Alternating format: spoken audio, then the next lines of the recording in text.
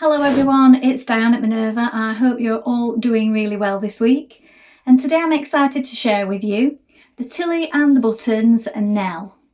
So with this pattern you have the option to make the blouse or the dress. You can make the straight blouse, the peplum, and with both options you have 4 sleeve styles to choose from. So we have the puffball sleeve, the flutter sleeve, a long straight sleeve or a short sleeve. So what we're going to be making today is the straight blouse with the puff ball sleeves, and we're also doing the ties in a contrasting colour.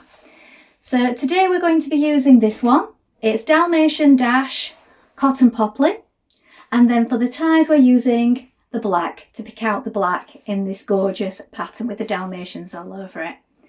Fabulous fabric. Wash and prepare it before we get started, and of course check your sizing with the packet. When you've done that, we're ready to begin cutting our pattern pieces together. So let's go and do that now. Here are our pattern pieces for our Nell blouse. So here is the front bodice. You're going to cut 2 pieces. Cut them as a mirror image. This is a straight grain. If you're adding in the pockets on this one, you need to mark in the pockets here. Also mark these buttonhole placements in case you're doing buttonholes, and of course the bust dart. You need to check that you're cutting in the right place. So we're making the straight blouse, but there are different markings here, so you can lengthen or shorten at this one. Then there's the waistline seam for the peplum blouse or dress versions, here and here. Here we have the back bodice. You're going to cut 1 on the fold. You need to make sure that you add in this bottom part here. So we stick it in at this part. We need to make sure that we match up the diamond just here. Also make sure you cut it in the correct place, because again there are cutting lines, markings for the peplum version. We also need to make sure we add in our markings here and snip here. Here is the sleeve for the puffball version. Now for this one, you want to cut 2 in your main fabric of this piece, piece H. Make a note of the markings and these gather points here and here. And for the flutter sleeve, you want to cut on that line just there. We're making the puffball sleeve, so make a note of this marking here as well. And then from piece G, you're going to cut out this piece. So you may want to trace it off, because you won't want to cut into your pattern piece for if you want to use it in future. So I've used Swedish tracing paper here. I will link this in the product description. And we have the straight grain going this way. We have the markings again, also the markings for the gather points. And again, we're going to cut 2. So you could use lining fabric or the same fabric. I've used the same one. Or maybe you could use your contrast if you're using contrast for the ties. Now I am using contrast for the ties, but as it's black, I didn't want to put it behind this white fabric on the sleeve. So I've just used the same one here. Here we have the front facing. You're going to cut 2 in fabric and 2 in interfacing. Make a note of your markings, the pivot point and the straight grain. Here we have the back neck facing. We're going to cut 1 on the fold in fabric and 1 on the fold in interfacing. Snip here and note your markings. And then here we have the tie. I've cut this in my contrast, so my black fabric. And for the straight blouse, we're going to cut 6 pieces. The grain line is this way. Now we're ready to begin making our blouse. So first of all, you want to apply the interfacing to the pieces that need it. And then we're going to check our machine needle. Now I'm using a size 70 today. You may wish to test this on a piece of scrap before we begin. And then also when you've done this, we're going to wind half of our thread onto our spool. When you've done all that, we're ready to begin. So let's get started. So first of all, we're going to add in our darts. So we have the markings at the side. So there's a marking here and here. It's quite hard to see on my fabric, so I'm just pointing there. And then we have the point that we're working towards. So we want to work on this from the wrong side. We're going to pinch those markings together like this. So right sides will be coming together. We're on the wrong side, look. We're working towards a V, going towards this point where my pin head is, just here. So I've placed that there just so that you can see it. We want to come off at a gradual V, so don't come off too suddenly, otherwise you'll create a bump. We're going to let the thread run free, and then we're going to knot it down towards the point here and then press it downwards and flat. Now you may also wish to make your stitch a little smaller at this point.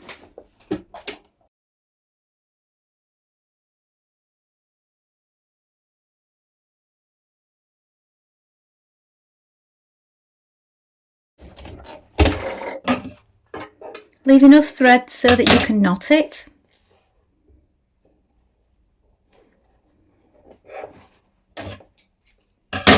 And repeat on the other side. Now if you're adding pockets to your top or dress at this point, you will prepare them and add them at the positions marked.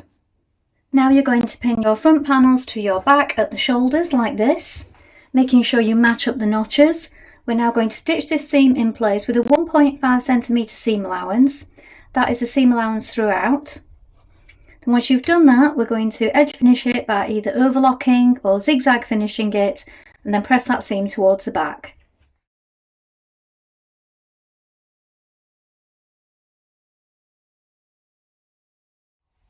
Now take your back neck facing and your front neck facings, place them right sides together like this.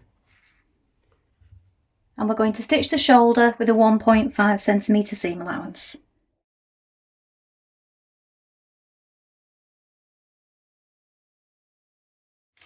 Now we're going to take our facing and right sides together with your blouse front, we're going to pin it all the way around like this. So we need to make sure that we line up the notches, make sure that we find the centre back point, and the centre back point on your facing here, match up the shoulder seams, and you will also find that you need to make sure that you pull on it a little to make sure you line up those notches just there.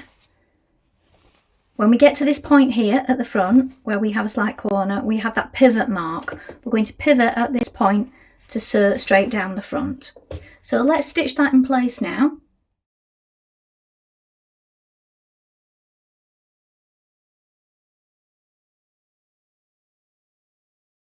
Now trim your seam, and now you're also going to snip into it all the way down the curve, and this will just help it to lie flat.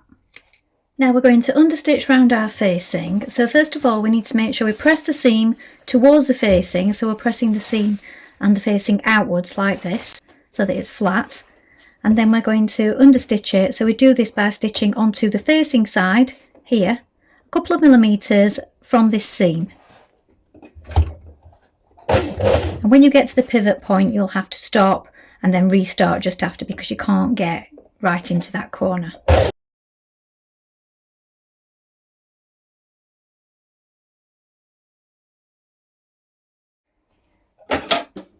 Now with your facing pinned at the shoulder, we're going to stitch it in the ditch to the shoulder here.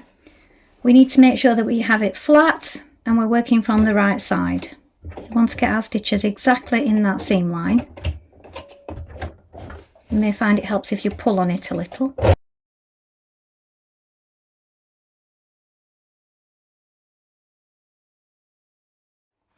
Now, with right sides facing, you're going to pin your front to your back at the side seam and stitch in place with a 1.5 centimetre seam allowance, making sure your markings line up here. Once we've done this, we can edge finish by either zigzag finishing or overlocking it.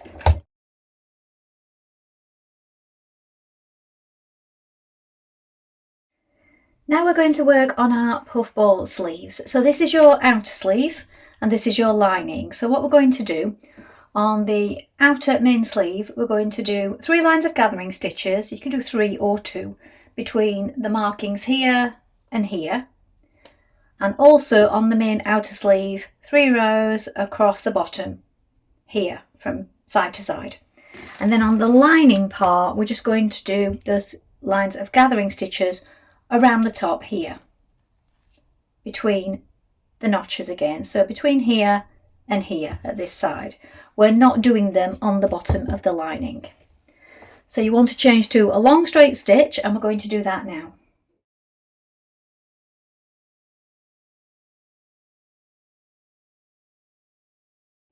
And along the bottom.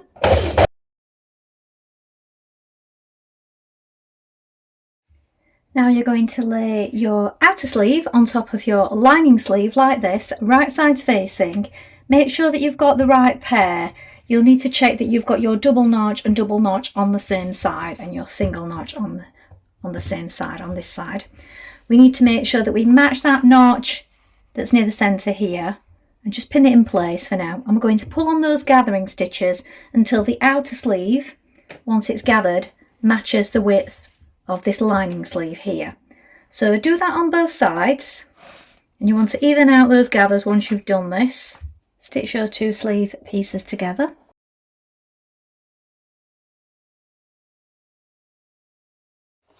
Understitch your seam to your lining.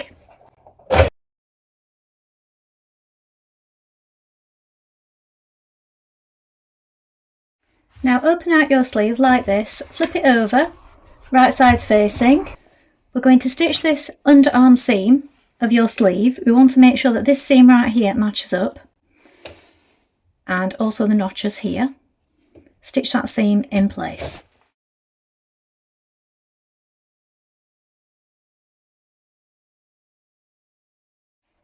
Now turn your blouse the wrong way like this. We're going to turn our sleeves the right way round. Make sure that you've got the right one by checking the notch. So there's one notch here and one notch on this sleeve.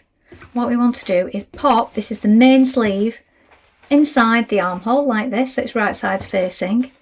Line up that shoulder point at the top first of all. So we have our marking just here. Here is our shoulder point. Just make sure they line up and add a pin, and also line up the underarm point just here. Then you're going to pull on your gathering stitches, and we want them evenly spaced around the top here. So just pull on those till it meets the armhole and even them out. You can either pin or tack this in place. Now what I have tried out is you could do this all in one step for the sleeve if you wanted. I flipped my lining, so wrong sides facing, and I pinned both of them together like this and then pulled on the gathering stitches, so we have one sleeve complete. You could do it this way and then pop this into the armhole and then pull on those gathering stitches a little more if need be to bring it to your armhole. So that's another way of doing it, but for this one I'm just doing it as it's described in the book in case you want to follow along that way. So make sure that those gathers are all even and then carry on pulling it at the other side, and also make sure that this point between the underarm and this first notch meets up nice and straight. When you've done all that, we're going to stitch that in place. Stitch the sleeve in place.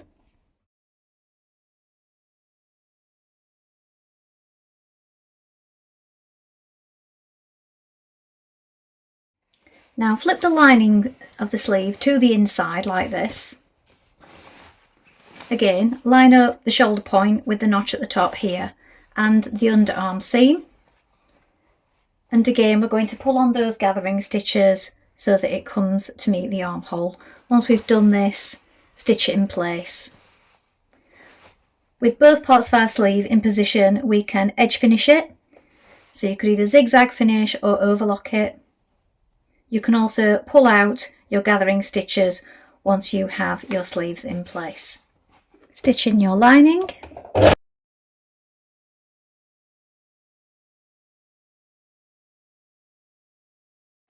Now down the front of your blouse openings, we're going to edge stitch from the top 2mm from this edge here, and then once we've done that, 2.8cm another row away from that. If you find this tricky, it may help if you mark it with chalk before you do so.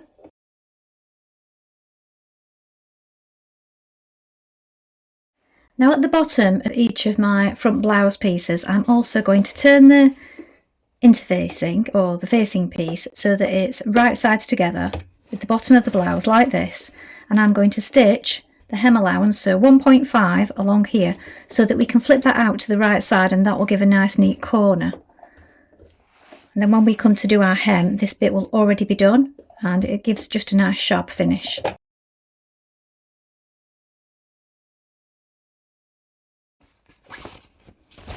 Then when we come to hem it, where we turn it under, we'll meet this edge just here, look.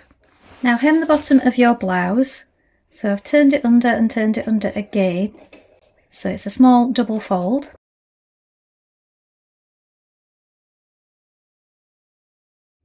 Now we're making our ties. So first of all, fold in the short edges, at each end like this, give them a press, and then fold it in half to find the halfway point.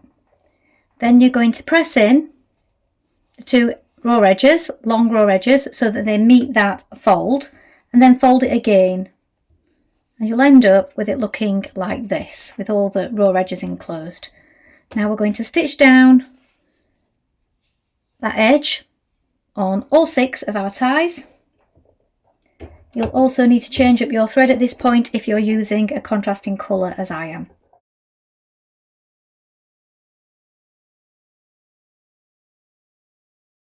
Now we're going to sew on our ties. So we want them folded in half first of all, and then placed on like this, so they're upright in line with the front of the opening. And we're going to stitch across here at each of the points marked. And then this side will overlap the other side, and underneath we will add snap fasteners.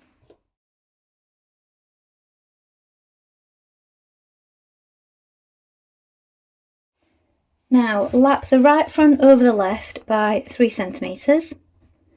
Make sure it's all lined up, and then we're going to sew on our pop or snap fasteners behind here.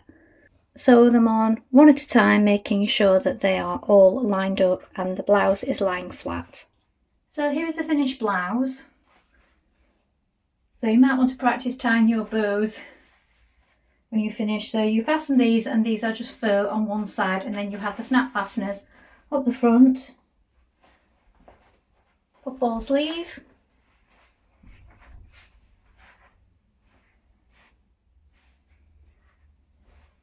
something else to note, as it has this loose facing around the back, I would sew a line of top stitching to keep that in place, because I do find that sometimes when they have a large facing on the back of the neck, it irritates me somewhat, so I tend to top stitch it down. And if you do it in the same colour, it's hardly visible, and a lot of shop bought items do look like that anyway. Well, I hope you've enjoyed sewing along today. I think this is a really pretty blouse, and you can change up the styling with the peplum, or maybe make the dress next time, change up the sleeves, so it's really versatile. Please remember to show us your make, so include any photographs with any comments. Also take a look at the Minerva Craft Club to get 10% off all your orders for a whole year, and create an online sewing account with us, so you can share your makes, join in with our online community, and gain some future inspiration, and it's all completely free. Just have a look on the website. Now, thank you so much for watching today. I hope to be back soon with more sewing ideas for you. Bye for now.